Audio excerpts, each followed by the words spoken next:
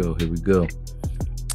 Hey, yo, what it is and what's good, y'all? Welcome back to 280 Plus, the social media podcast where I take the conversations off the timeline and go beyond the tweets. I'm your host, Los Def, and if you're joining us for the first time and returning, you know what I mean, maybe for a second time, make sure you hit that subscribe button, you know what I mean, that goes a long way, you know, for you to stay up to date with the platform. Also helps us build the channel. Also, man, I appreciate if you could hit the like button. That would be greatly appreciated. Again, man, helping the platform grow and spread so y'all could, you know what I mean, see me in different forums and things like that, man. But I got a real special guest here with me today. Yo, bro, introduce yourself, man. I'm Stah Shabazz, artist, author, just a man of many things, just a creator in general. I'm originally from Baltimore, Maryland. I resided in York, Pennsylvania.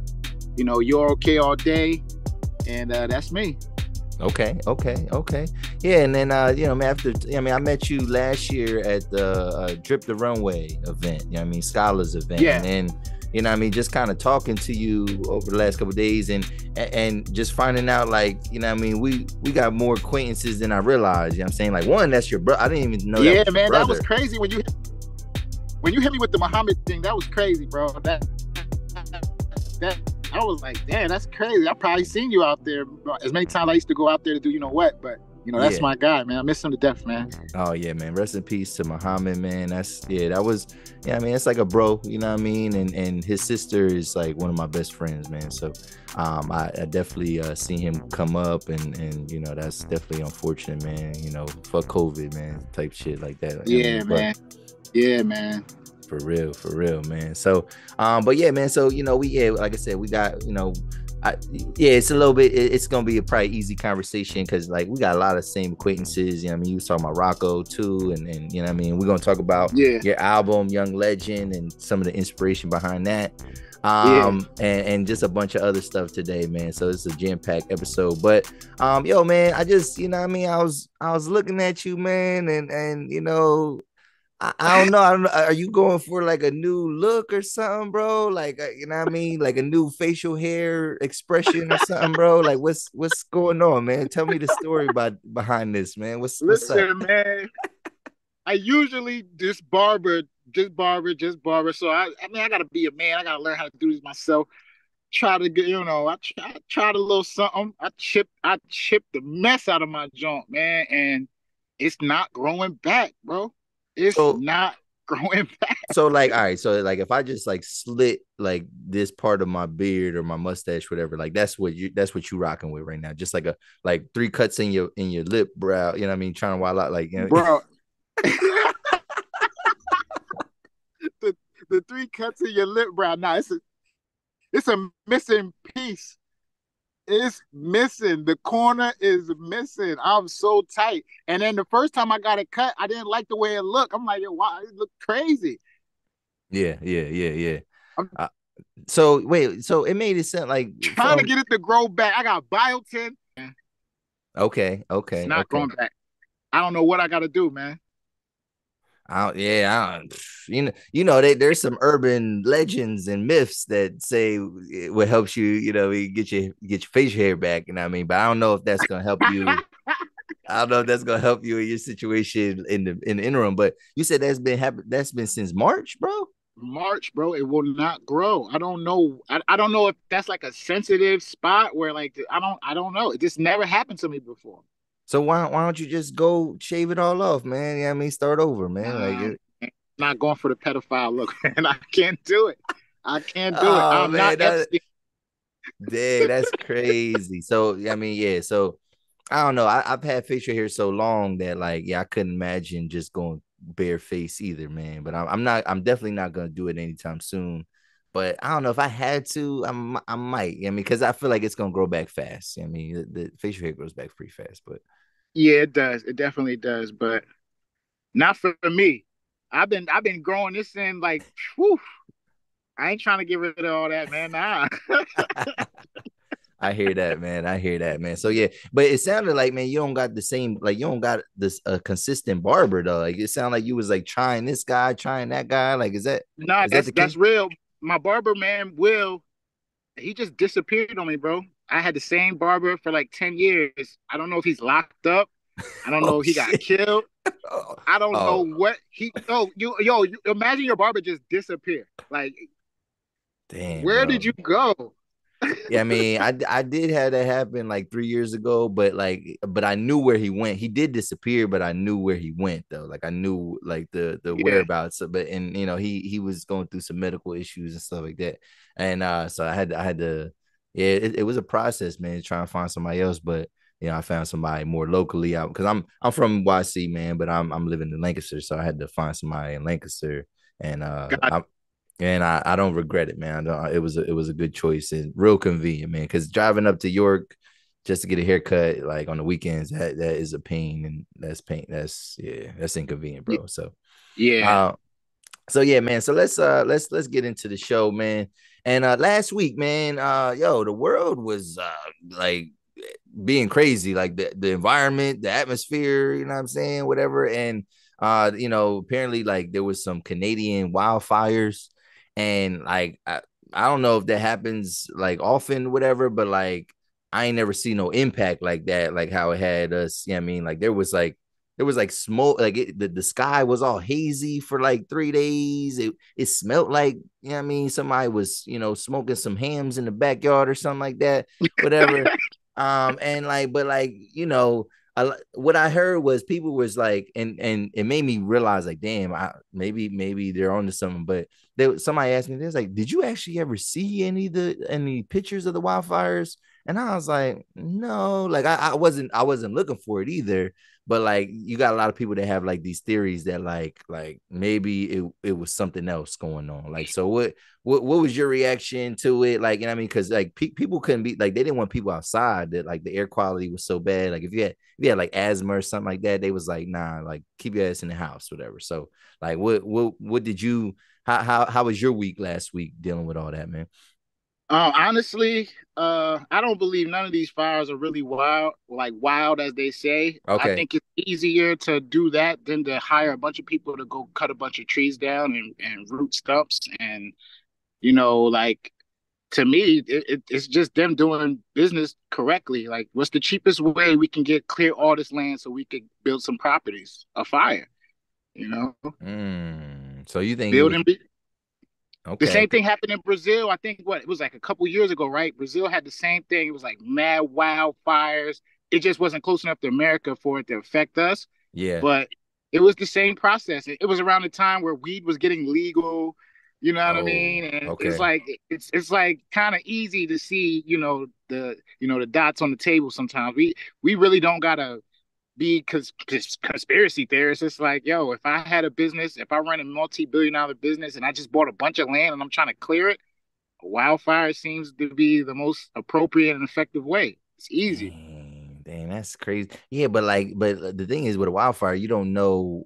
Like, can you? Maybe you can. Maybe they have technology you can control one, whatever. But I feel like that would just like cause like more issues than what it's worth. And then you probably leaving money on the table because like all the lumber that comes from the trees. You know what I mean? Like now that you can't even use that, but.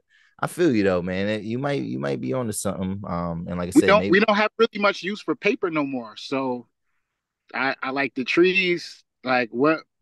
Like I mean, I honestly think like we don't. When's the last time you wrote something down? well, even just lumber though. Yeah, I mean, don't you do like a little contracting and Yeah, stuff like that? Like, yeah.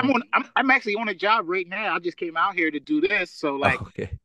yeah, it's expensive, but it's expensive for a reason. It's Yeah. expensive because, they're trying to control, the lumber. So if there's just a Ah. bunch of wood out, the price will go down, you know? So we'll see, man. We'll see if we get any more news about that. But I don't never want to like, yeah, I don't want to see that, man, like ever again. You know what I mean? Because that was like, it was a little weird. And then people was like having theories about the sky. They was saying like the sun looked weird, and I don't know. It was like some weird stuff, and talk about the firmament that's maybe on top of Earth. And I was like, all right, man, Like, because that's the thing. I try like things that I cannot control, like I have no control of, like that I can't stop.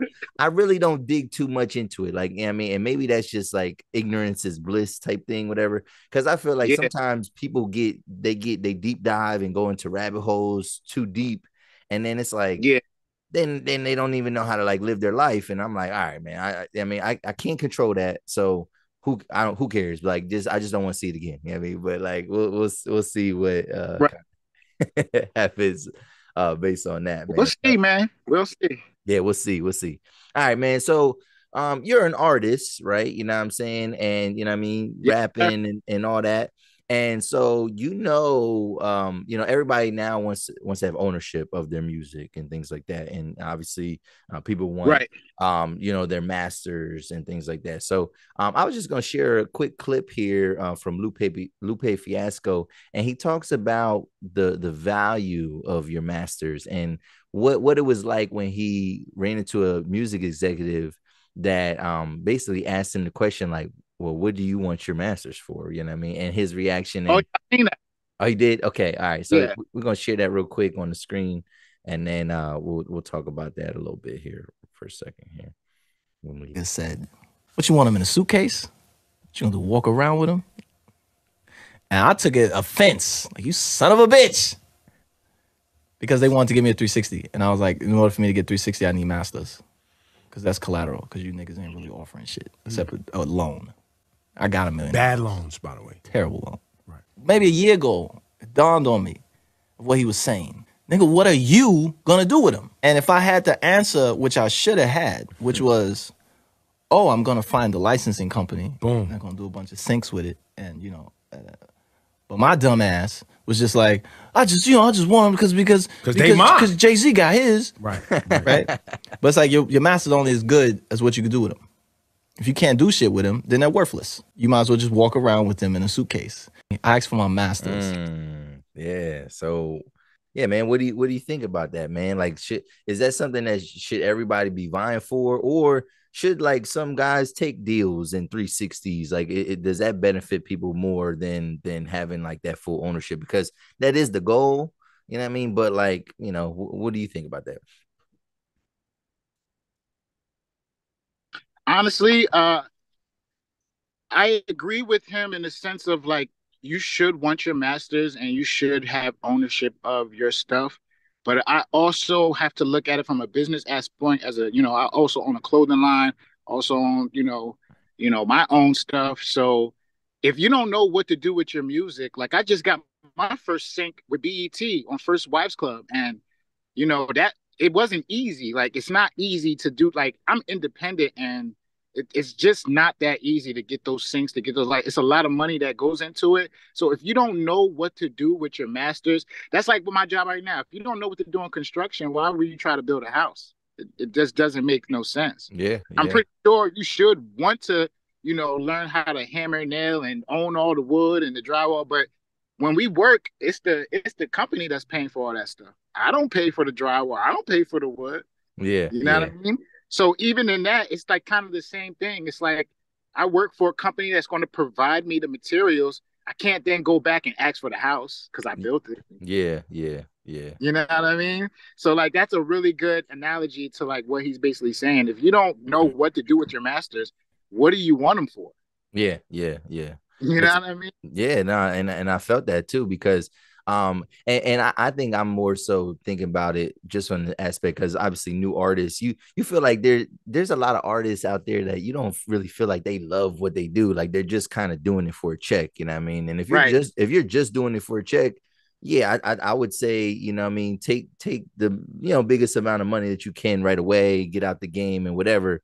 But it's the people that have that timeless music, you know what I mean, that they could get sync licensing and things like that. You know what I mean, so they could be in commercials and TV shows, like the people that really care about the art. I think they should be the ones that, you know what I mean? Yes, I agree with you. Yeah, they should be the ones that are vying for their masters. But like, some of these young drill rappers and stuff like that, it's like, man, you better capitalize on this microwave moment while you can, because it's gonna be over for you pretty quick. Yeah, I mean, so that's And that goes into like why they want the music to be so short, why they don't want it to be timeless, because they don't want people to own their masters. You know, yeah, yeah, yeah, like yeah, it boils down to that. Because another thing I looked at with the masters thing is like just like you said, people aren't gonna last long in this game. So it's like to really get the ownership of it, that's why they put so much money into building these artists yeah, because it's investment, it's a loan. So it's like if you can't never pay me back, you're always in debt. yep, And if perpetuity. you're yeah, in perpetuity. And if you're always in debt, then I always got a reason to make money. Yeah, You know. yeah, yeah, So that's just really what it boils down to. It's companies that are being really smart. But you know what? I don't hear these arguments in country, rock, pop. I don't. That's one thing I always notice. It's like, why is it just, except Taylor Swift and Justin Bieber, but yeah, besides yeah, that yeah, two, it's like, why is it only hip hop artists that always have a hard time with these labels, these contracts, and these loans? And I think it's because we have a certain pride to our work, okay, different okay, than them. These are bands and like they need rock guitarists and singers and blah blah blah. There's writers. So if you're just really the face, then I can see you really not complaining if you're just going to work every day doing what you love. yeah, But if yeah, you make beats, you write the rhymes, you paid the engineer, you did this, and the label just showed up and said you hot. Nah, fam, I need I need mine. yeah, And I'm yeah, only in hip hop because we just have a certain pride, like I said, and it's basement stuff. Like a lot of hip hop comes from the basement. These yeah, people yeah, aren't in expensive studios and all of that type of stuff. So you got to think about how the label's looking at it. You didn't put really no money into it. I'm putting the money into you for the marketing, yeah, and that's where the real master conversation comes in because a lot of the money that goes into your music is marketing. yeah, It's yeah, not really the music. It's not the creation. It doesn't yeah. cost a lot to create music. Yeah, yeah, that's a good point. That's a good point. You know what I mean? Yeah, I would. Well, and I had seen this one clip where this dude was like, um, I guess it was a producer that was posting it, and it was a guy was like, he's like, man, he's like, you say you think I'm giving the producer 50% of my song, whatever. He was like, I got to do this, I got to do that, whatever. But like, it was a producer that was like how you? I mean, if you're just a rapper and you don't have the skills to make a beat, how you know what I mean? Like, how can you discredit the beat maker or the producer because you know what I mean? Like you wouldn't have no tunes, you know what I mean, whatever. So I guess even how do you feel about that when it comes to like when it comes to ownership of a song or the publishing and like the producer's cut of it? Like do you think they do deserve a big cut of it? Because a lot of times the artist tends to get the smallest cut, you know what I mean, of the whole pie. Right, right. I'm gonna tell you like this because I go through this now, and I'm really fair in my publishing. I make sure the producer gets, composition rights because a lot of the times we're leasing these beats. We're not buying them. And That's then fact. this is another thing about it. Producer and beat maker ain't the same thing. Ain't the same I'm thing. the producer. I'm the one arranging and composing and writing my songs. Okay. You just made the beat. But a lot of these producers or beat makers think that like you got a $50 wave lease, a $30 MP3 lease, but then it'll say contact me to buy the rights to the beat. Then they want $10,000. Like I'm not giving you $10,000 for this beat, bro. Yeah, If for yeah, real, I can find somebody on Fiverr to remake it for $5. yeah, yeah. Why would I pay you $10,000 for the stems? Yeah, yeah, yeah. I feel you, bro. I feel you. I So feel it's you. it's inflated. It's everybody's got their own price, their own thing going on, and that's the legit real reason why the game is so messed up. The producers are doing that because they weren't getting paid back in day from the labels. The labels was fucking producers because as a rapper, you weren't really meeting the producers. You weren't Yeah, working with them. The label would buy a batch of beats through an email, 100 beats, 200 beats, flat price. And then the producer or the beat maker would be like, "Well, damn, well, I didn't get no publishing. I'm only getting blah blah blah blah blah blah." Yeah, that's because you sold you sold them 300 beats for yeah. $5. It's over. You know what I mean? Now it made 10 million. Now you're like, nah, I need my cut, fam. That's business. Yeah, You yeah. know You what I already mean? made the If I deal. got weed and I sell weed $1,000 a pound, $1,000 a pound. but you nickel and diamond and you make $5,000. Imagine me coming back to you like, bro, I need 2,500 out of Yeah, that. like, oh no, bro, like Bro, you you could, ain't putting no work in. You ain't yeah, bag it up. You ain't. yeah, the risk, you know what I mean? Because that's a whole nother charge. You know what I'm saying? That PWI is different. You know what I mean? You So know you what I mean? understand me, bro. So you understand possession is 9/10 of the law. Once it's in somebody else's hands, there's really nothing you can do. No, you can do, yeah. That's a fact right there. That's good, man. That's game. That's game for y'all, man. Y'all For artists, real. man. Like for real. Like pay attention. You know what I And mean? pay the And producers. If they make the beat, pay them. And start adding the engineers to the publishing. Your engineer is more of a producer than a lot of you artists. A lot of you artists don't know how to arrange, where to put the hook, where to put the bridge. The engineer told you to hum 100 times in this note in this key because it'll sound good because I can mix it. So give him some credit too. It's not yeah, produce. A lot of producing is really the engineer and the artist in the room. It's never the guy making the beat. He's not even there. yeah. Like they sending it digital Yeah, and yep. you That's a know good what I mean. that's a good point, man. That's a good point. See, like I said, man, the game is the game. So y'all got, you know what I mean, what y'all think about that? Hit, leave a comment below, man, in the comment section. So yeah, let's switch it up though, man. We sticking with rap. And let me click off of this and let me go on to this other post that I've seen. And this is, I don't know, man. This is questionable to me, man. This is questionable to me. But and yo, if you could, like, I don't know what you're doing. If you could just your camera so we get, yeah, like I said, so we can see more. Now I was taking a drink. My bad. Oh, no, you good. All right. Yeah, because like, well, some of it you've been kind of like, it's just been like your top half of your face or whatever. So Oh, okay. yeah, so we just want. All right. So Lil Wayne, man. So Lil Wayne, is that, Yeah. is he one of the goats? You know what I mean? Inspiration, motivation, one of the greatest rappers alive, in my opinion. All right, no doubt, no doubt. So this was a post that said, Lil Wayne can't differentiate or remember any of his Carter albums. It says, I wouldn't even know what we're talking about. It holds no significance to me. I don't even know when it came out. And then there was like it was like an interview, and it was like, how do you view the Carter 3 15 years later? What role do you feel that project plays in your catalog? And it says, I'm gonna be so honest with you, bro. He's like, I don't know the Carter 3, the Carter 2, the Carter 1 from the Carter 4. And that's just my God's honest truth. You could lie. You could ask me about such and such song. I wouldn't even know what we talking about. It holds no significance to me at all. And then the next question, it was like, even with the highs and first you had in 2008, it's not any different to you? He said, nah. I don't even know when. He said, I don't even know if that's when Carter 3 came out. That's how much I don't know. I work every day, bro, every single day. And also, I always look at it as the curse part of the gift and the curse. I believe that God blessed me with this amazing mind, but would not give me an amazing memory to remember this amazing shit, whatever. So I don't know, man. I don't know. So first thing I said this to you, whatever, and I was like, well, he don't remember them shits because he ain't write them shits. You know what I'm saying? Whatever, Yeah, And yeah, and so, all right, as an artist, all right, you're an artist, and you probably, yes, what I mean, you've been making music your whole life, right? So, what I mean, yeah. or a big portion of your life. I'm not gonna, we're not gonna pretend that you can't forget nothing, but how easy is it as a rapper? How easy is it to forget your work? You know what I mean? How easy? Um, if you're getting high like him, very easy. And I interned at Hot Beats. I interned at Hot Beats where Lil Wayne recorded in Atlanta. I interned there, and I remember. I'm gonna give you a great story. I remember he wouldn't come in because the air conditioner wasn't working, and he didn't have a like. He couldn't find his blunts. Right.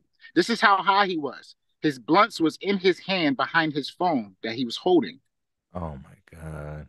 So like I can't. I'm gonna say it's probably the drugs, but as an artist myself, I could go back to my first rap I've ever written. So that's not true. And then when people say, well, he don't write it down. Yeah, there's 6 songs on my new album, Young Legend, that I didn't write down, but I Yeah, still yeah, remember them. Like yeah, I could go dig in my brain and be like, if I really wanted to, I know every bar, every verse, every word. So that's not true either. yeah, Uh, same thing with Jay-Z. Jay-Z claims he don't write nothing down. He's been doing B-side concerts where It's like, yo, how do you even remember that? Yeah, yeah. That was 25 years ago, 30 years ago. Like, so it's a possibility that people can remember him. I just think Wayne's way too high. I think he gets way too high, and I think that there was other people in the room helping him to do what he was doing, and that's part of it too. You know Yeah, what I mean? yeah, yeah, And yeah. it's like pride and ego. It's like if I say I don't remember, then I don't gotta. You know what I mean? Like, you know what I'm Yeah, saying? yeah, yeah, exactly. Like, yeah, it's like that plausible deniability. You know what I'm saying? Like, I don't Plausible remember. deniability. You know what I mean? Like, I don't remember. But yeah, They no, said you Static Major wrote Lollipop. That's what was they say. who? That the guy that died. That's actually on the song. Okay, okay. Shorty wanna Yeah, the yeah, guy yeah. that part. They claim he wrote that song. Dang, bro. So you got to think about it. It's like I would understand why you would be like, yeah, I can't remember when it came out. Or the car that you heard the Gilly assumptions and where Yeah, Gilly. yeah, So yeah. it's like I get why you're saying that. Plausible deniability. You don't got to pay nobody in court if you don't remember. I Yeah, don't know what you're talking about. If you can't prove it, neither can I. yeah, because I don't even remember it happening. Like it don't even, you know what I mean? So poof, therefore it doesn't exist. What Jay-Z say, right? Like and so I mean, I kind of agree with you, man. And that's where I was kind of going with it, like with Lil Wayne. It definitely has to be like, narcotic induced memory loss, yeah, I'm saying, of some sort, because that boy was doing he do more than what you was saying, yeah, I'm saying he do a lot more than that. And Yeah, yeah. yeah, yeah, I mean, so I think it has to do with that. But I think, like you're right, like as great as he is, Lil Wayne has documented help, like has a lot of documented help over the years. And that's why he's up there, but like I don't put him, like he's not like super up there for me, because like like it's like an asterisk a little bit, what I mean? Even when he was saying he was the best rapper alive, I'm like, I don't know about that. But like I love Wayne, and I know for certain generations he's like their goat, but like he's not my goat though. He's not my goat. But I give him top 30.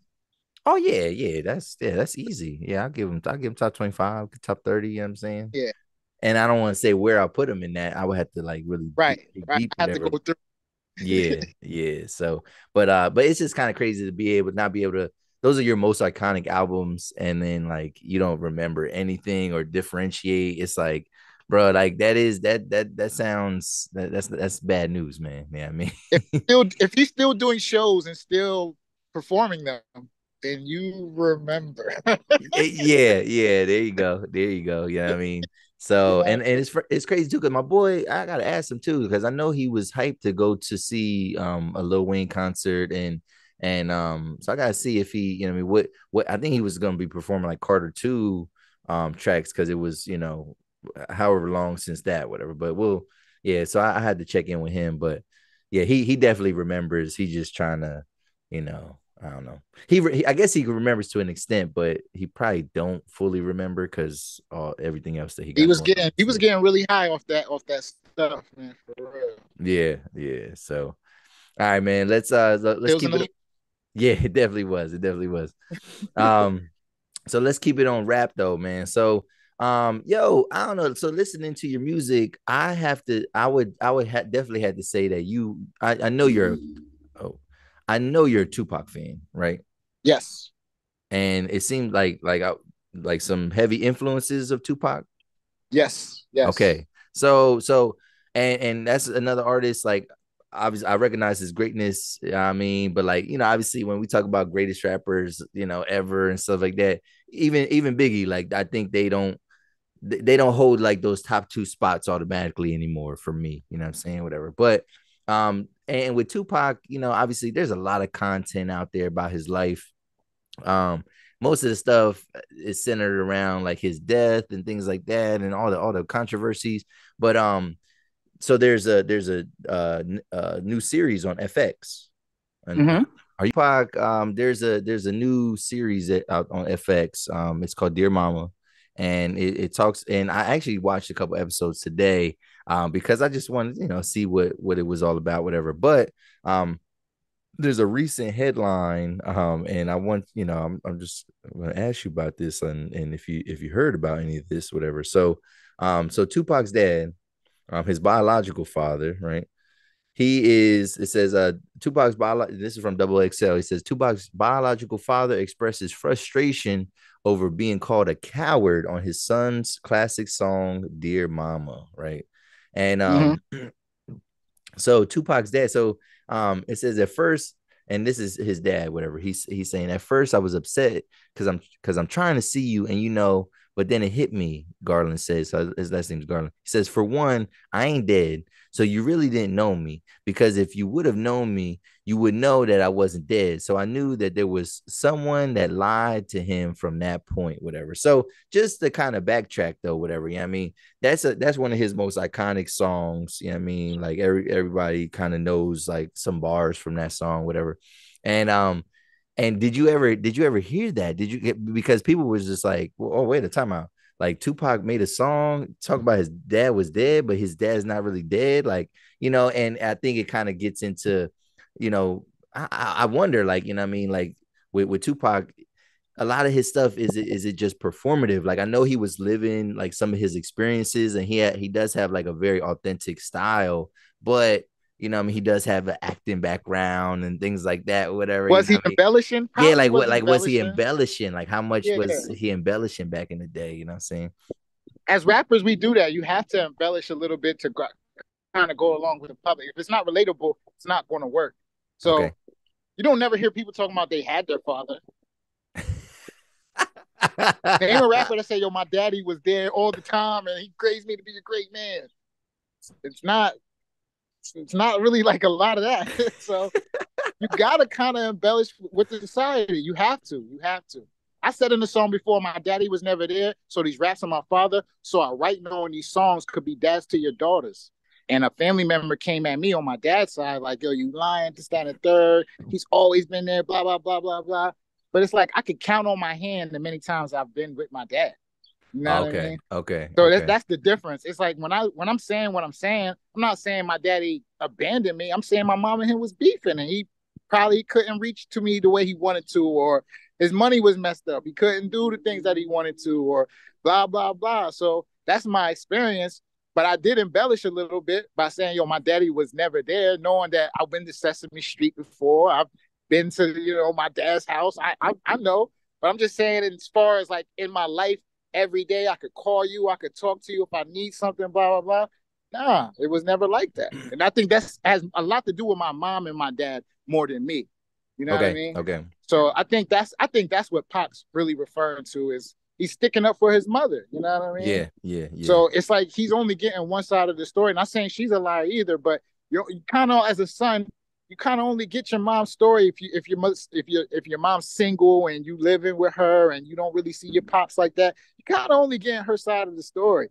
Your pops ain't really sitting you down and telling you like, look, this is what it is. Like, you know what I mean? I don't got it to be your father like I want to. You know what I mean? I wish I could. I would need 7 jobs or whatever, or the distance or whatever. I just think we're all human, and it's just human moments. And then people take that and express it and embellish it and want to protect their mother. Yeah, no, that's more than anything. That's a good point, and he definitely had a strong ties to his mother, and we know that, and that's kind of what this whole series is about. It's like it's showing like his life, and then it's showing his mom's life, and like how like it kind of clashed. And it was interesting though too, because they talk about like his first rap that he ever did. It was like his friend's rap, like it was, and his friend like threw it in the trash and was like, I don't want it. And then he's reading it, he's like, yo, this is me. Like I could really relate to this, whatever. Like, and that kind of sparked in his head, like, yo, I could probably put stuff together. But one of his first raps is actually like his friend wrote it, and he kind of just took it. Because his friend was like, I can't, I don't want to get too personal, whatever. But he's like, yo, no, I'll get personal. Like, you know what I mean? Yeah. And that became like Tupac's bread and butter, you know what I mean? Getting personal on the tracks and stuff like that. Okay. I gotta watch that. Yeah, it's good. So that was on the first episode of this.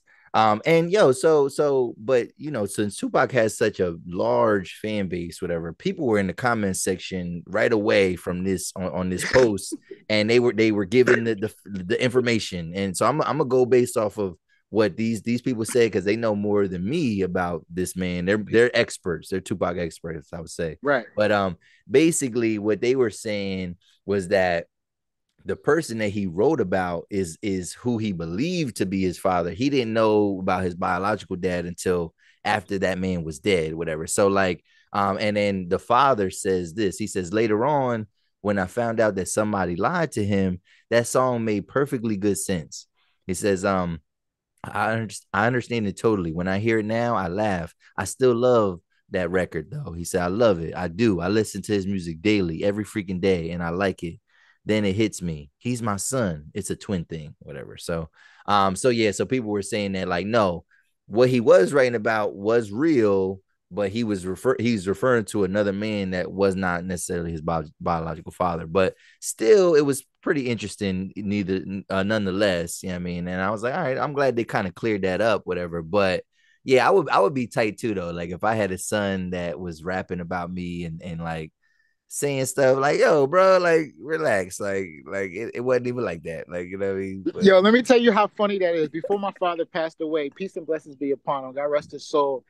I was doing a mixtape. I rapped with this dude named Swiss. We dropped a lot of albums together, and we dropped one in Vegas. And I remember when we dropped it, we couldn't get a plane ride back. It was the Manny Pacquiao fight, so the flights were just so crazy. The tickets were so high, like we literally couldn't get like a flight back home. So when we finally got a flight back home, it was to Philly, and I needed a ride back. My dad lives in Philly, so I asked my dad, yo, can you pick us up from the airport? As soon as we get in the car, what my homie do? Man, I gotta know, man. Were you really there for him, man? Is the stuff he rapping about when he say that stuff about you, is it true? My dad kept it real. He was like, yeah, it's true. He was like, but it's true in a different perspective. He said, I'm African. I'm from the Kepele tribe, the Pele people. You are a grown adult at 11. You don't need my help after 11. You're married. You're supposed to be working, hunting, doing something for money. You know what I mean? He wasn't Americanized enough to know that that's not being a father in America. Yeah. So, yeah. like, my perspective and what I was saying was true 100%. But in his eyes, he was like, yo, you was a man. You was smart. He was like, you was set. You was good. You didn't need me. Like, what did you really need? You know what I mean? And it at first, you know, I was like taken back, like, I can't be mad. You know what I mean? I honestly, I can't be mad at that man for the way he felt, what he was thinking, his perspective, how he was living life. Like his mom still wakes up every day at like 4 a.m. and walks to the market and smokes all her meat in the morning. It's wow. Yeah. You know what I'm saying? It's like it can't really. Certain people just do certain things. It's just stuck in them. It's their DNA. They don't know nothing better, nothing different. Dang, that's real. So that's interesting perspective there, you know what I'm saying? And so so you are Americanized, you know what I mean? Like how much does that like play a role into how you view yourself as a father? You know what I mean? Is it more of an Americanized thing, or do you sometimes take some of the roots that you kind of learn like from, you know, your home tribe and things like that? Like do you are you not, were you not born into that, like, so you don't really know too much about that? Like the language Pele is one of the most ancient languages in the world. They still use their throat to speak, not even just their lips. So it's mouth movements, throat. It's more sound than anything. Okay. So okay. I've never really learned enough about their culture or what was really going on, like to really understand. This is a perfect example. I remember one time my dad hit a deer coming back from Jersey. Went to Wildwood, back roads late night. Dad didn't have no license. Hit a deer. He had a pickup truck though. He run out, put the deer in the back, keep it pushing. In my mind, I'm like, yo, the windshield, we gotta call the police. You know what I mean? Like, Yeah. like what? Man, they done took that deer, gutted it, cleaned it, made a rug out of it in 3 days, bro. Wow. And we had enough food for the week. Like they're not really breakfast people like eggs and that type of thing. They're more like dinner is kind of like breakfast, lunch, and dinner, like the stews with the rice, food. So like I remember my grandma made like 6 deer stews, and you know what I'm saying? And like my dad made the rug. I was so confused. We in the middle of the projects in Philly, and I'm like, yo, what are y'all doing? Like, yeah. Well, that's crazy too. Do this. Well, that's crazy. That's cultural too, because like, you know what I mean, probably that culture, like you don't let nothing go to waste. Like most people is not eating roadkill. Like it's like, you know what I mean? Like the fumes of the, I mean, tired, like all that So type you of see stuff. what I'm Like saying? I'm not eating that, bro. Like I'm not eating that. I ran over. I eat some of my shot. I ain't eating that. And I ran over, bro. Like I. Yo, that's crazy. There's a lot of culture shock in this episode, man. For Like, you real, know. man. It's true too. It's a true story. And I was like you. I want French fries and chicken wings, and the Chinese people were on the corner. I'm not eating because I just remember the smell. I was just Yeah, like, yo, how are y'all living like this? Like it was so crazy to me. I was yeah, probably like 6 or 7 at a time. I'm like, I cannot wait to go back to my mom's. I need right. a slice of pizza fast. This is wild. But that's how they did. It's just who they were. I can't even be mad at them. They were taking care of me, you know? Yeah. Damn, that's real, bro. That's so real. That's crazy, man. That's crazy. All right, and then last thing here before we get into you, man. So yo, DC Young Fly, man. Yeah, I mean, so a lot of people know his spouse, Jackie O, man, rest in peace to her. She passed away due to complications with plastic surgery. And so her God rest her service, soul. yeah, man. So her service just happened the other day. And DC Young Fly gave, I don't think it was the official eulogy, whatever, but he gave a speech during the funeral.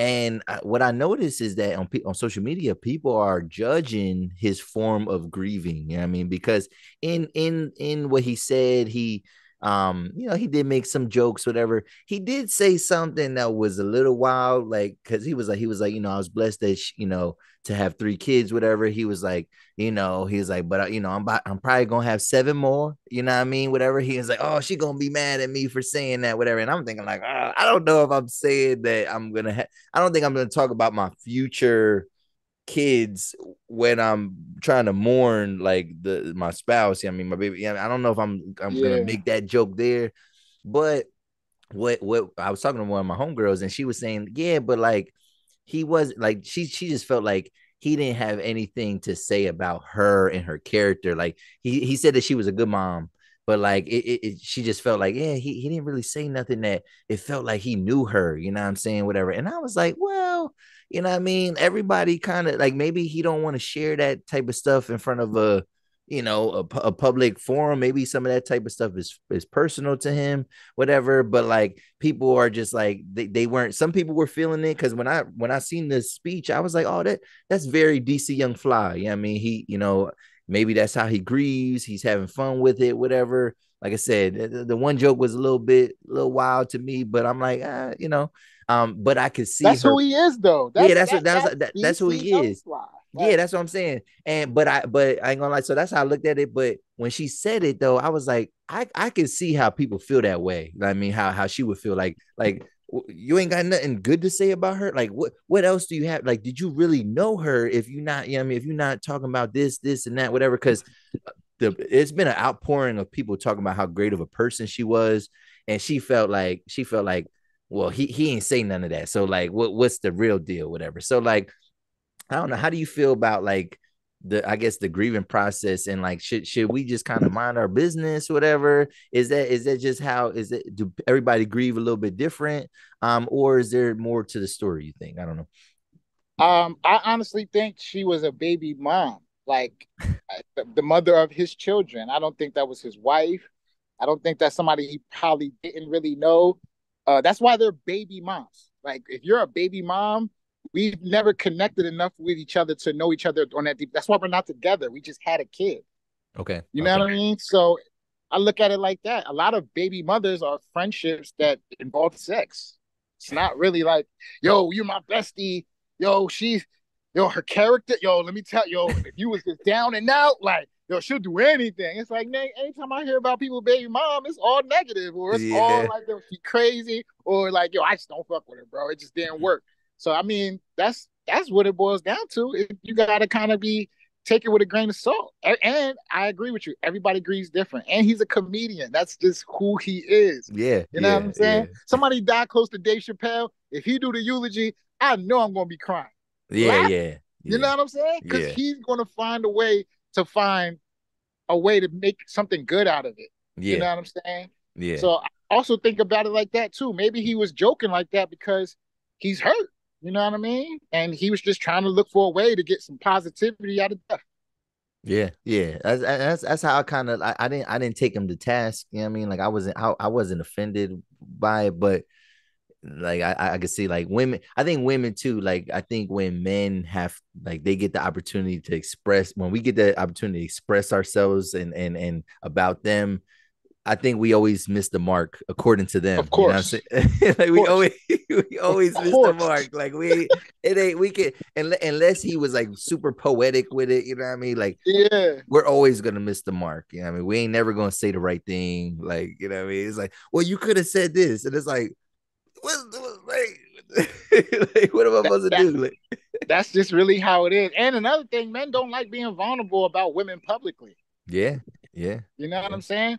I'm sure he was vulnerable to her personally, but publicly, men don't like the other people to see them how they really feel about your girl.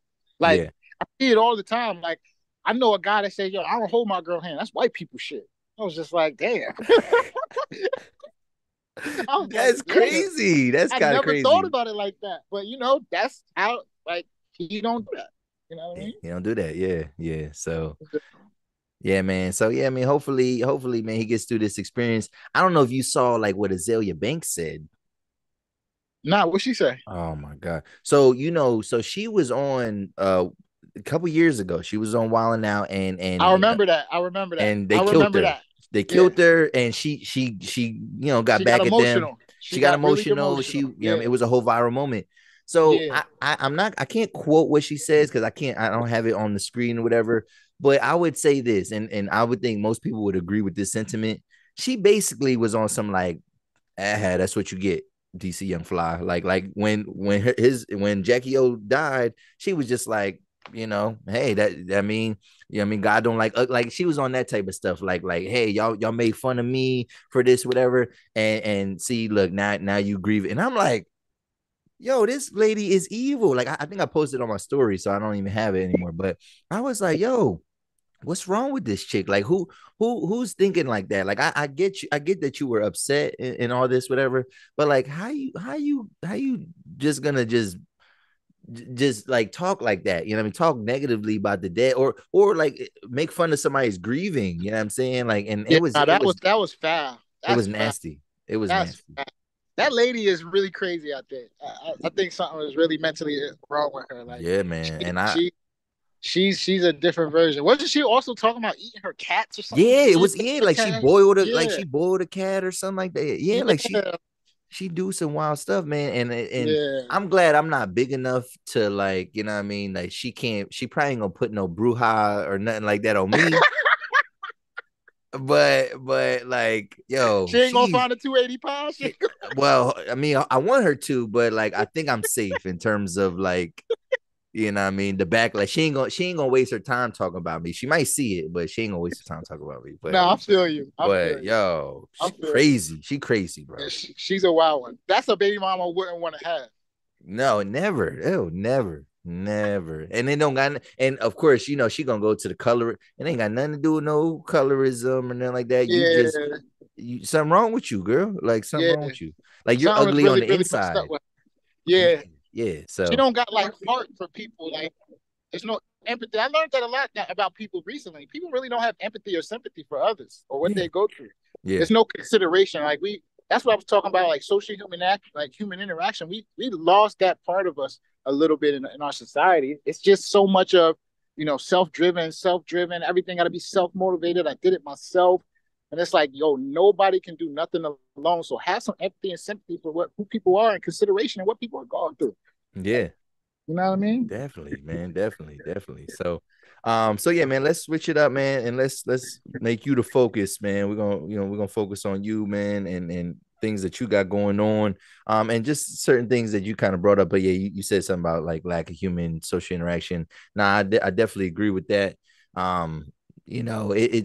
It's getting weird, even like when you're in the dating like realm and things like that, and like Yeah. if you date somebody that's like a little bit younger than you could see like how they grew up and like how much like the form of social interaction that they had, whatever. Because like there's couples that like they don't know how to talk to one another. You know what I'm saying? They don't know how to like they don't know conflict resolution because one person only knows how to text and they don't know how to actually speak to people, and then or Right. somebody only knows how to do this, or you know what I mean? A phone call is like foreign to some people, you know what I mean? Yeah. And it's like so I noticed that you definitely can tell in dating like the lack of social interaction. And because most of the time you're not hanging out with people that aren't like your peers, you know what I mean, like or different age groups, whatever. But yeah, no, you're Right. right though. Like people, we definitely we lost the art of communicating and like I said, conflict resolution, even, you know what I'm saying? So, but I agree with you 100%, man. I think people are just I think it's more usury than relationship now. It's I oh need yeah, something from people. I transactional. need this. Yeah, it's just everything's transactional because that's just what we're being taught. It's just get what you can and run. You know what I mean? For real. Yeah, For real. yeah. How many relationships where like people just be cheating on each other or like and you know it like how like really how many people do you know where you know homie doing some crazy shit and you know shorty doing some crazy shit but they at the bar or at the restaurant and acting like shit is sweet and acting Yeah. like this, so it's just everything is just transactional now, you know what I mean? I don't think we're in it for love no more or like traditional relationships like how that's a big topic on podcasts. I don't think people care about that stuff. People are more like, yo, Oh, do you got money? Do you have something that I could gain from you? Because I'm not trying to learn from you. I don't want to learn anything. I don't want to do anything. I just want to be in a relationship. I want to I want be the happy. bag. Yeah, yeah, Yeah. yeah, You know yeah, what I mean? yeah. It's like how women be like, yo, I need somebody 6 foot and $100,000 and a 9-inch dick. It's like, man, your chances of you finding, All those things. Yeah, yeah. come on. It's like it's just transactional. People just want what they want for what they can get. Yeah, yeah, yeah. So crazy, crazy times, man. Crazy times. So yeah, let's talk about I guess one last little thing before we get into the album. You said something about women. Yeah, we talking about women now. Like you said something about micro cheating, like women micro cheating. Oh, What is I, I, that, ju- man? I just seen this on a podcast. So a woman was basically explaining. She said, she was like, a lot of women don't really realize that, we cheat. Like she was like, a lot of men don't realize that like women cheat just as much as men. That was her first statement. Then she said, but like if you think about it, we do a lot more micro cheating. And I was like, micro cheating? The first thing I thought of, cheating is just cheating. Like how a sin is a sin. Like Yeah, yeah. it's just it is what it is. Why do women always belittle their actions versus what a, what a Yo, that's that no accountability zone. You know what I mean? Like, yeah, I feel But you. micro cheating is, she said, micro cheating is when you post a picture and you're getting comments and you're saying thank you to these dudes that are thirsty. They putting hearts on your pics, knowing you got a man, and you responding back. She was like, those little things eventually lead up to a guy in your DM and then in your drawers. Eventually, somewhere in life. But it all starts from what she said is micro cheating, like being out in the bar with her girlfriends and all these dudes hitting on, dancing, touching, rubbing, like, you know what I'm saying? Yeah. Like if me and you was out like and our girl came into the club and seen us getting a Jamaican dance, like somebody really wanted and grinding on us, it's a whole issue. Yeah. But what she was saying is basically that's what women do all the time. And a lot of women think because they're not putting a dick in their mouth, they're not fucking somebody, that they're good. They're not really doing anything wrong. And she called it micro cheating. And I was just like, dog, that I can't even believe that's like a thing. Well, nah, when you break it down, like, yeah, that women are definitely guilty of that, whatever. Like, how many times have you liked the woman's pictures, you know what I mean, or Mm-hmm. even reacted to her pictures, and that stuff go right to the DM, and then she like, like Yeah. heart it or whatever, and like she Yep. don't, there are women that like shut it down, like, hey, whoa, relax, whatever. Right. But how many do that? You know what I mean? Like a lot of them just they accept that gratification. I mean, whatever. That And attention. yeah, that attention. And oh yeah, like yeah, women do. Yeah, it's a lot of stuff. But the thing is, it's crazy because like as men, we not allowed to like it's on. That's I guess that's the double standard. Like it's like we not supposed to complain about it. Like we supposed to just Yeah. like suck it up, bro. Like What's the that. old school version of this? The old school version of this is when a man compliments your woman, like while you're in like the same environment, and like it's kind of like, yo, if you got a beautiful woman, it's what comes with the game. Yeah, yeah, yeah. That's like the old school version of that. It's like, yo, I know niggas, yo, you beautiful, da, da, da, but it's up to her to be like, yo, I got a man, chill. Nah, Yep, yep. I'm good. You know what I'm saying? And I think that's what she was really exposing. Is like, there's more women in these days that are like, nah, hey, how are you doing? You know, oh, da, da. It's coming up at the last second, you know, after a 20-minute talk. Also, I got a man, you know, da, da, da, or, you know, my dude's waiting for me at home, blah, blah, blah. Or sometimes that's the first thing they're saying. And the dude's like, I don't care. And they're kind of cool with it. Like, all right, well, you know, Yeah. whatever. You know what I mean? So I Yeah, don't know. yeah, you were saying with the comments, whatever.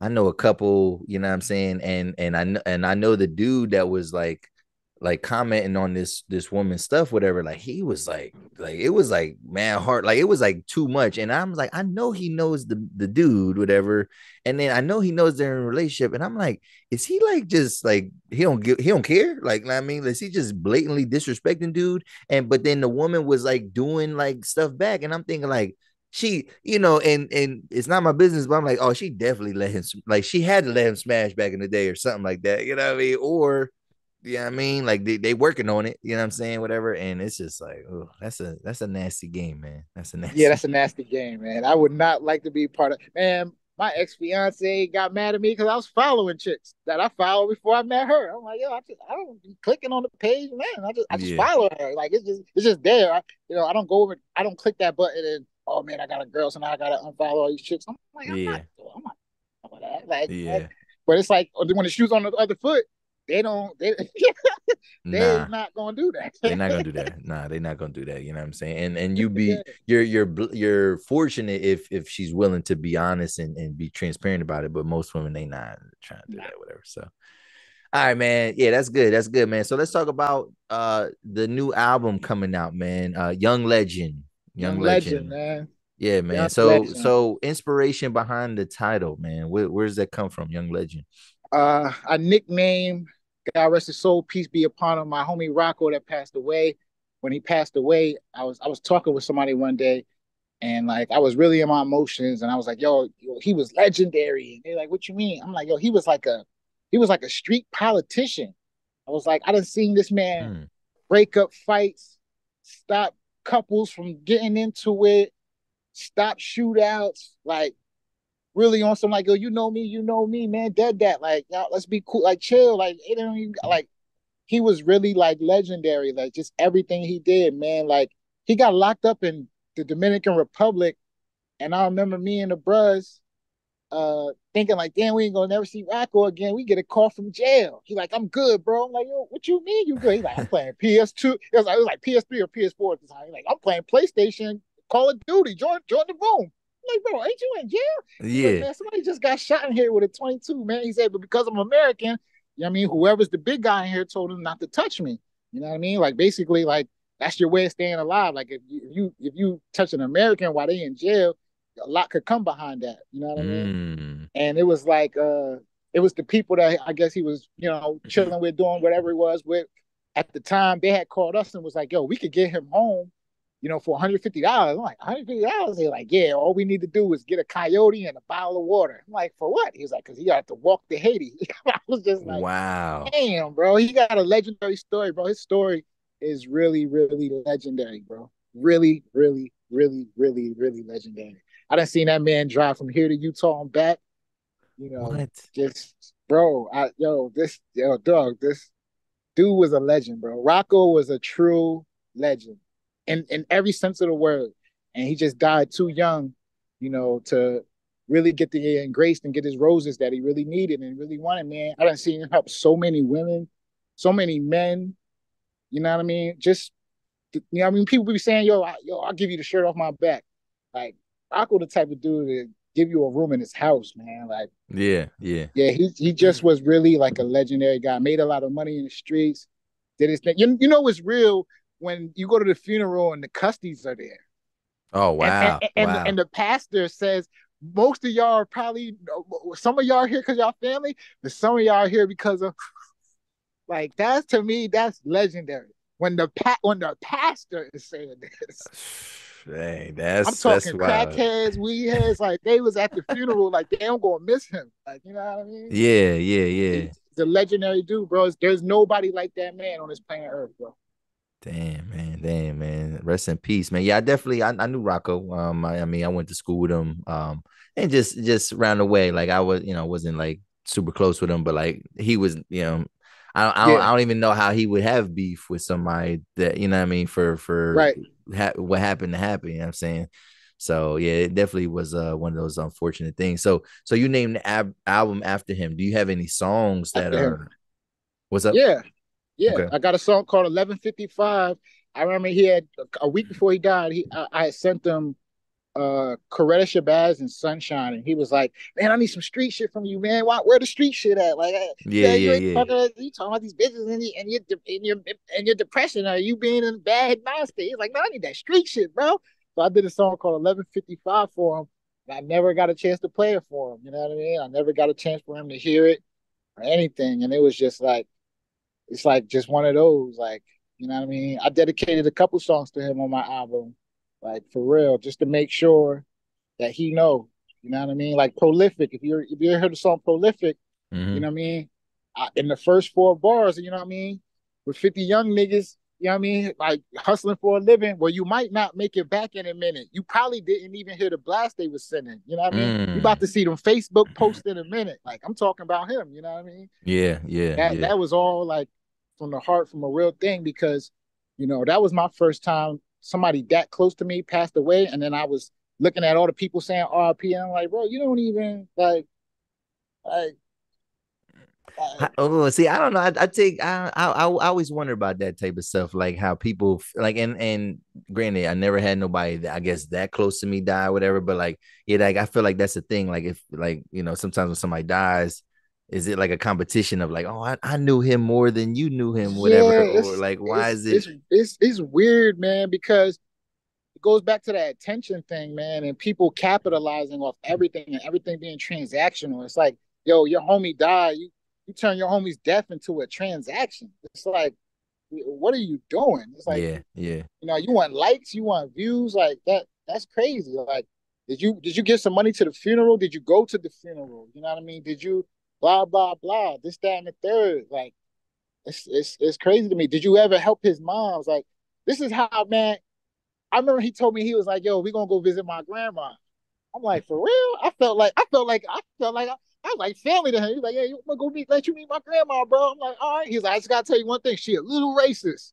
I was like, "Huh?"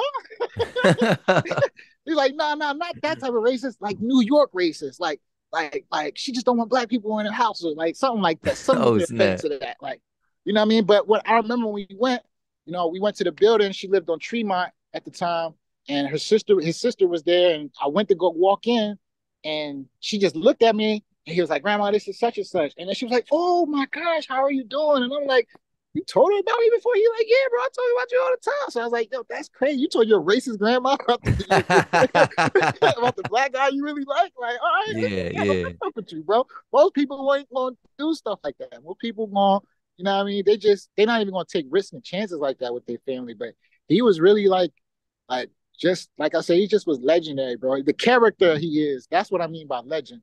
It's the character that he had. Yeah, There's yeah. not too many men like him, you know what I mean? Yeah, that's real, man. That's real. So, listening to your music though, man, I like what you sent me. I liked a lot of the tracks that you sent me, and I like your flow, man. Like, and like I said earlier, I could tell. Yeah, I mean, maybe some Pac influences. Are there any other influences like you feel like in your music? You know what I mean? Lupe Fiasco is my favorite rapper. Okay. Oh, That's okay. that's Okay. my favorite rapper, and I don't think he gets the credit that he deserves. Oh, he doesn't. Um, KRS-One is another one that doesn't get the credit that he deserves. Okay. Okay. Rakim is another one for me. A lot of people don't know Rakim never cursed. You know what I Damn. mean? Yeah. Yeah. So it's like certain things. Jay-Z for sure. Um, I'm not too big on Kendrick up until Damn. Okay. Um, J. Cole for sure. J. Cole to me was a little cookie cutter, but Okay. for Okay. sure, like his flow, his verses, you know. And it's funny. I'm as a rapper, the only thing I listen to is R&B.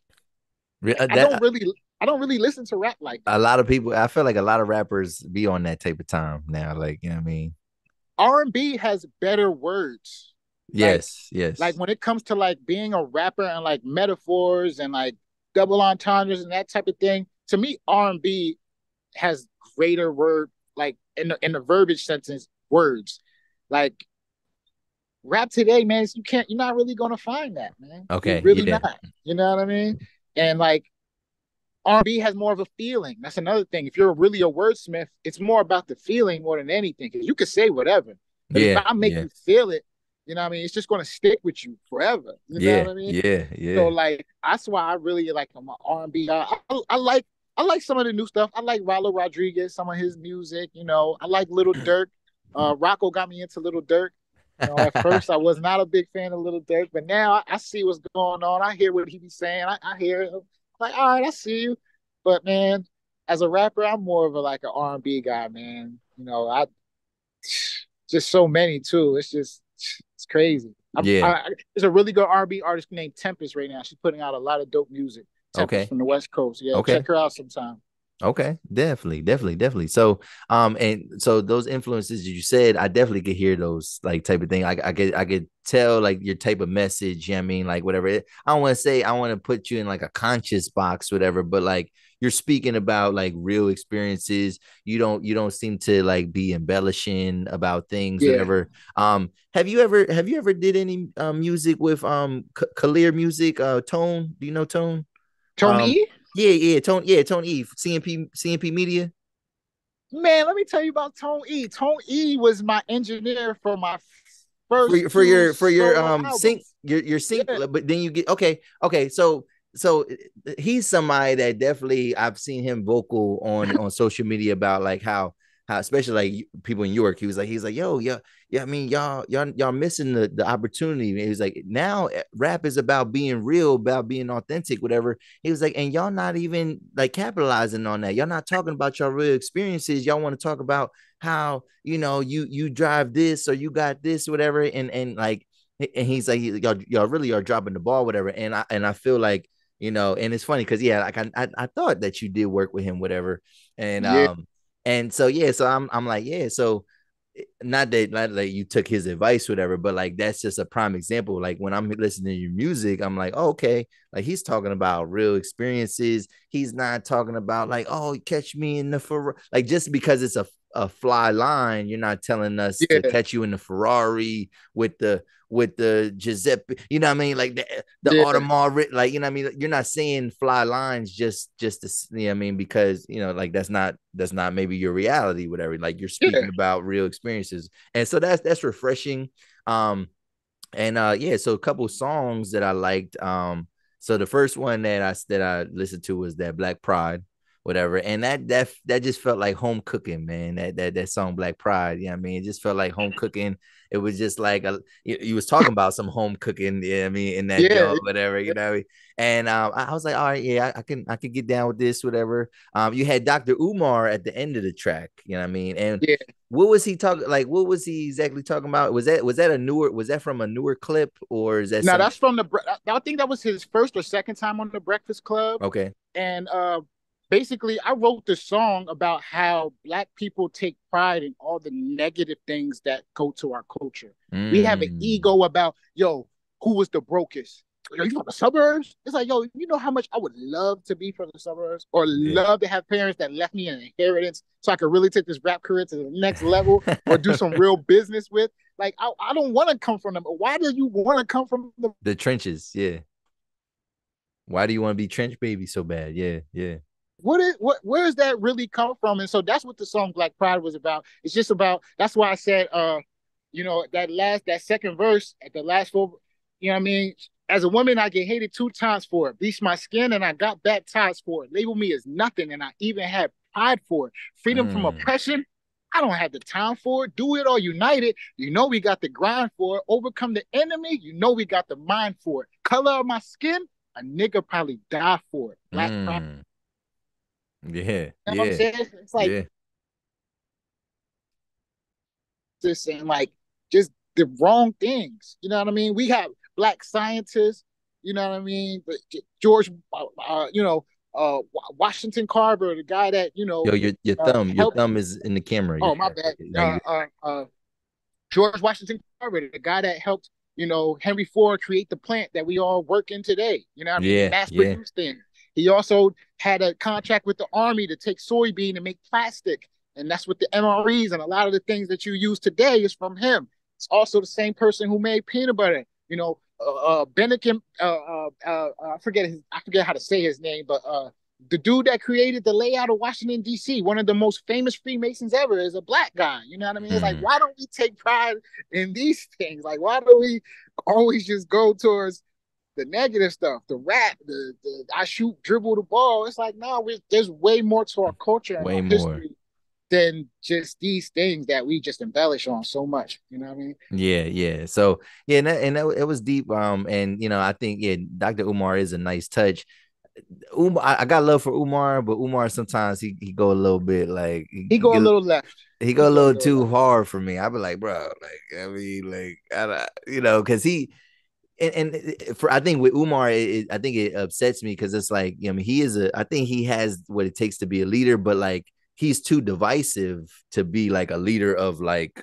Yeah, I mean, like he couldn't be a politician. Like they would kill him. Like they would kill him if he was a politician, bro. Like no, he couldn't be a politician. He couldn't be a politician. Yeah, I mean, like that's like Khalid Muhammad. Remember Khalil? I think it's Khalid Muhammad or Khalil Muhammad, the black, really dark, bald guy.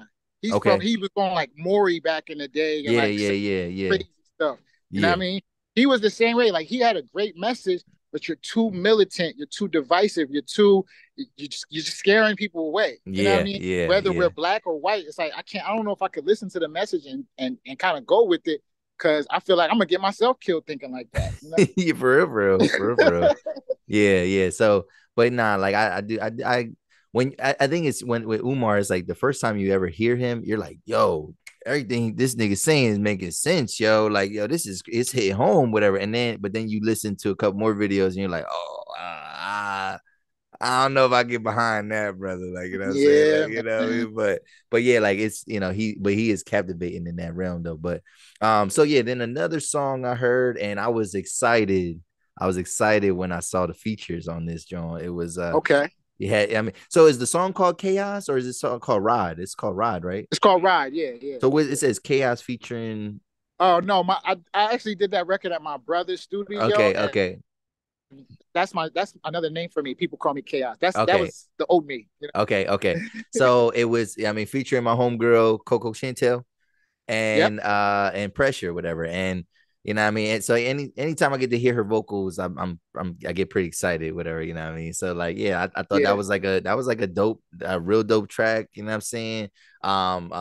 Pressure going off on that John too. Yeah, man. So I guess like what's that song about really? I wrote that's the first song I wrote.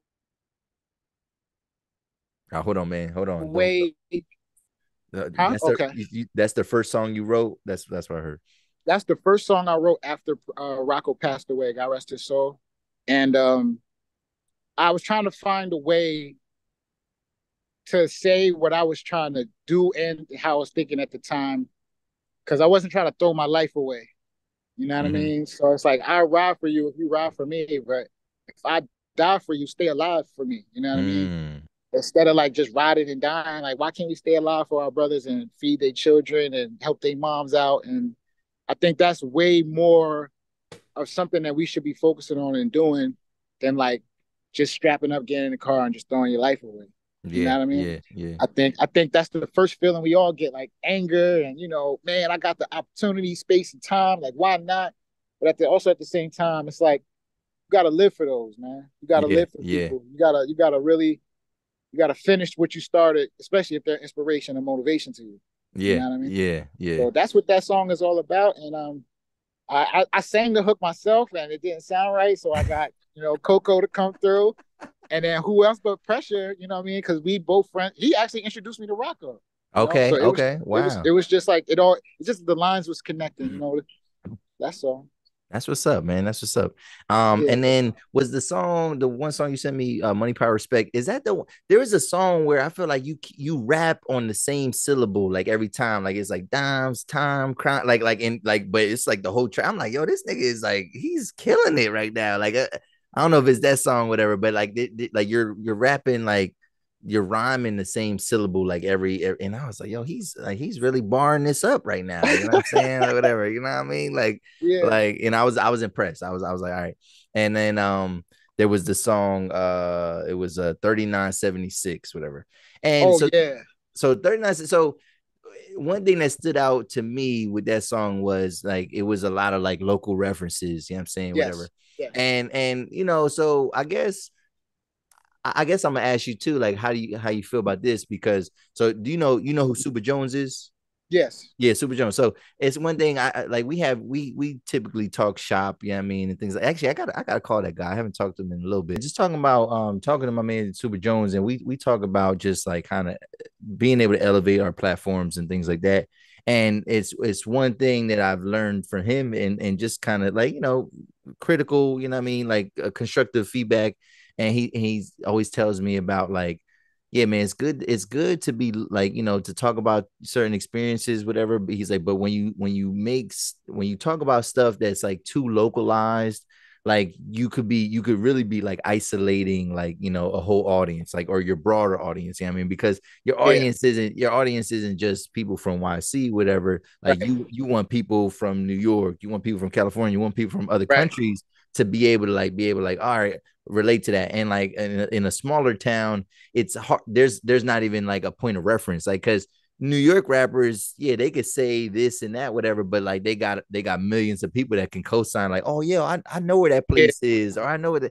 But like, you talking about something in York, it's like, so do you worry about, like, so we talked about authenticity, right, and being real in your raps, whatever, but like, do you Yeah. worry about like making music that might be a little bit too localized at times, and or using bars that are too localized, or did you ever think about that really?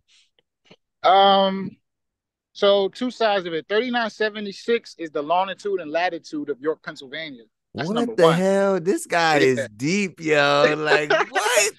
Yeah. So like I did that for a reason. I wanted people from other places to kind of be like, damn, like I've seen, our city on what is that, diners and drives or something like that, where Yeah, they go yeah. do all that. I think Famous or something was up there one time, and like I just remember thinking like, damn, how did he find this small ass town? So like that's kind of like why I did it, like and if you listen to it like you did, you hear what I'm saying. Like it's just like I'm kind of like you know not talking bad about my city, but I'm kind of like just giving reference to the mentality that we have here. Yep. You know what I mean? Yep. And that's what I was trying to do, was trying to just show people how like people from these small towns, like we may not be from the biggest cities in the world, but what I mean, we go through the same things. We had the same problems, and we all know Ali Bradley on the news, and you know what I'm saying. So Yeah, yeah. it was just that type of thing. I really wanted to get in touch with my York audience, but I also wanted to be like, yo, to the bigger cities that never heard of this town. Because I know you get it too. Like you go to Philly or something, you be like, yo, I'm from York. They like New York. You're like, Yep. New York. nah, New nah, York. nah, nah, nah, nah. York. Yep. And they be like, well, where's that? I'm like, near Philadelphia. And then what do people do? Yo, you Philly now. It's like, no, I'm Yep. from York. Yep. Yep. I mean, Yep. so Yeah. go talk to Philly over there. It's like Philly, like bro, I'm Yeah, from I'm York, not from Philly. Yeah, I Pennsylvania. can't. I can't. Yeah. I'm a little too far to claim Philly, but yeah, yeah. Yeah, so like that was my thing too. It's like people know, but people don't know. So I was just trying to big up our city, okay, all day, and trying to get people aware of where we at, who we are, what we think about, what we think like. You know? Yeah. Dang, that's crazy. The latitude and longitude though, for real. Yeah, 3976. I when I'm thinking of like a name title of a song, I think about what I'm talking about. Like, and if you listen to the What? hook, what the dude in the hook says, the little size of this town, little size of this town, little Yeah. size of this town. So it was like, damn, like what can I do to, like, I can't call it the little size of this town. So I was like Nah. 3976, That's longitude and so latitude of York, that's Pennsylvania. so smart, bro. Like, yo, this guy is man intelligent. Like this is crazy. Like who would think Yeah. of that? Like, yo, that's And I crazy. made that song in 2015. Wow. Yeah. Wow. So like that song is dumb. It just never came out. Okay. Yeah. Do you worry about that too sometimes? Like I mean, or does good music just stand the test of time? I mean, like, do you worry about Yeah, putting good. like Oh no, good music stands the test of time. Listen, most songs on this album are written from 2015, 2016, 2017, 2018, 2019. COVID happened, and then I wasn't really doing any music because of COVID. I couldn't go to the studio and I didn't have any equipment. yeah, So when I got back into it, like I'm gonna do the Young Legend album, I started finding all the old songs that I remember Rokko being like, bro, you gotta put this out, or like, yo, this is so dope. Like, why is it just sitting on SoundCloud or in this vault or like in your room somewhere, bro? Put this out. And I had to explain to him sample clearance, yeah, buying beats. I just got in touch with a lot of the beat makers back then to even give them the money or credit or publishing. A lot of times I'll get beat packs and then the dude like disappears. YouTube would get deleted. yeah, You know what I mean? Like, or he go to jail or whatever. You know what I yeah, mean? yeah, A yeah. bunch of stuff be happening where it's like, damn, I can't use this now. Or if I do use it, I'll get sued later if this blows up. So it was just one of those things. It was a decision of me to be like, nah, I'm using all this stuff, man. If it's old, Nice. it's I'm gonna just redo it and make it new, man. That's it. Yeah, yeah. That's real, bro. That's real, man. Like I mean, I appreciate you, like, me sharing the album with me. I mean, I know it's not out yet. But like just getting a behind the scenes look on some of these songs, and it's dope, man. Like it got some good music. And like, so I guess I want to ask, like, cliche question type thing, but I guess what's the goal? Because you had a taste of what your music can do, like, Mm-hmm. and it can reach national audiences because you have a sync license, whatever. So like, I guess what's Yeah. the goal with this? Are you trying to like find a way to kind of get everything licensed or whatever, or is it you trying to get on? Is it for the love? Like, what's the goal ultimately? I mean, I plan like honestly, I'm gonna tell you an idea I thought about recently. I thought about doing a social media album. Like only okay, having the songs on like Instagram or TikTok somewhere. Nothing can be like played or heard somewhere else or like iTunes. Most importantly, because those people don't pay. Like it's a tenth of a penny is the streaming. You yeah, know what I mean? yeah, yeah, Every stream is a tenth of a penny. You get 1 million streams on YouTube, you only get like $4,000. yeah, You know what I yeah, mean? It's like so. I just started thinking about it like, or I might go back to the route of a CD, throw an album party, print up a okay, thousand CDs, and do it that way. Like I still haven't really chosen, but I'm not really trying to go the DSP route because I'm just so tired of being stolen from. Honestly, like yeah, if we're gonna be really honest, I mean, our first album I spent $17,000 making. damn, 5,000 Degrees cost me $17,000 to create. That was 30 beats I bought and I only used 13 of them. That was me paying Tony, the engineer, $40 to mix every song to only use 13 of them. That damn, was me paying for a bunch of marketing and stream plays and trying to get on what are they playlists and all yep, that. yep, yep. You know what I mean? Just to only get 225,000 streams worldwide, which is a good thing. But it's like, what I got paid for that? $3.96 through BMI. Damn, bro. That's yeah, that sounds like a herpes. Yeah.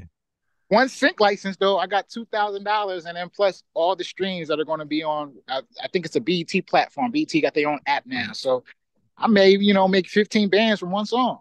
You know what I'm Yeah, saying? yeah, yeah. So that's how I'm thinking about it now. It's like just as in a business sense, like how can I capitalize off the most off this? Like I don't want to take the La Russell way. I don't want to put 1,000 albums out and you know what I mean? Like I just, you know what I mean? You just gotta find a way to like really make it stick, make it worth it, and make some capital. You know what I mean? That's real spill, man. Yeah, that's good. That's good. And yeah, well, when you said social media album, you know what I thought of? I was like, well, if you have, because I don't have enough followers, whatever, but like if you have like subscriptions, what I mean? Mm-hmm. Like that's something that be worth, selling a subscription for. Cause it's like, all right, well, you can only hear this app, like, pay for my subscription, whatever. You can only hear this album here, you know what I'm saying? And I would assume, I don't know, I don't know what the splits are, when they do that type of stuff, but it seems like you're getting a bigger chunk of, Yes. of your subscription as opposed to like a DSP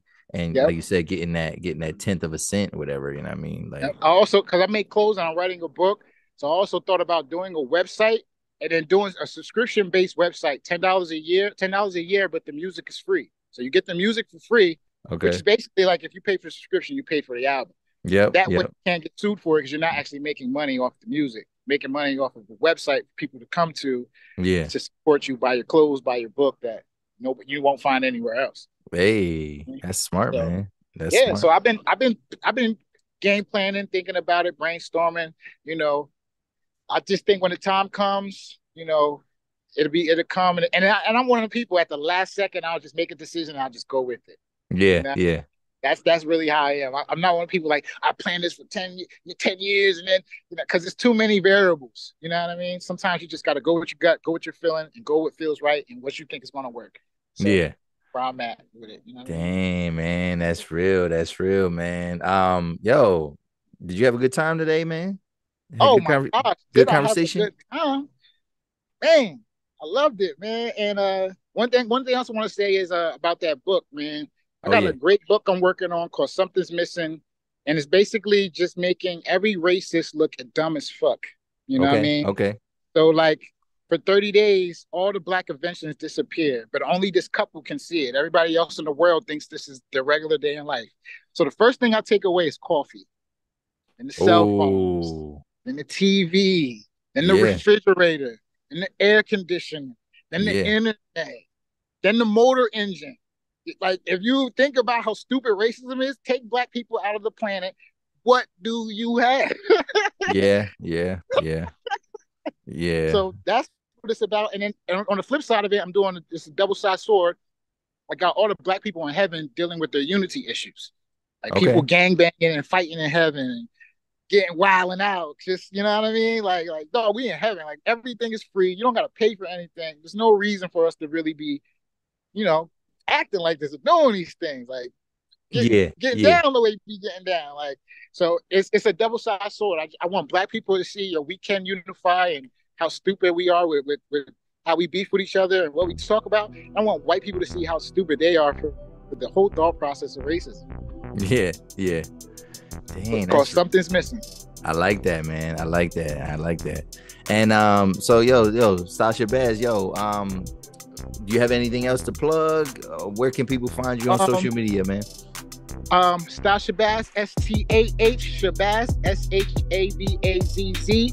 I want to give a shout out to my man Pressure, Coco Chantel, my brother Tone E.